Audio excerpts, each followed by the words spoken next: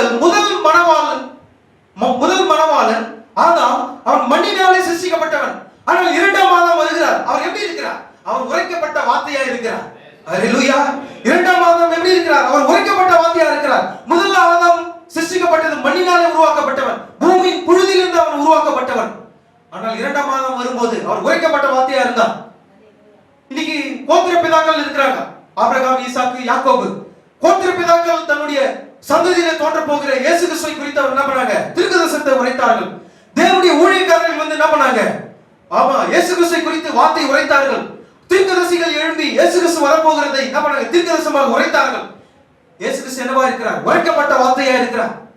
அந்த வார்த்தை முன்னாடியே முன்கூட்டியே என்ன பண்ணுது? ஜனங்கள் மத்தியில் உரைக்கப்பட்டது. கோத்திர பிதாக்களானாலும் சரி, தேவனுடைய ஊழியக்காரர்களானாலும் சரி, தேவனுடைய தீர்க்கதரிசிகளானாலும் சரி, வரப்போகிற இரண்டாம் ஆதாமை குறித்து அவர் தீர்க்கதரிசனமாக உரைத்தார்கள். ஆனால் இயேசு கிறிஸ்து எப்படியாக வந்தார்? அவர் வார்த்தையாக அந்த பூமியில வந்தார்.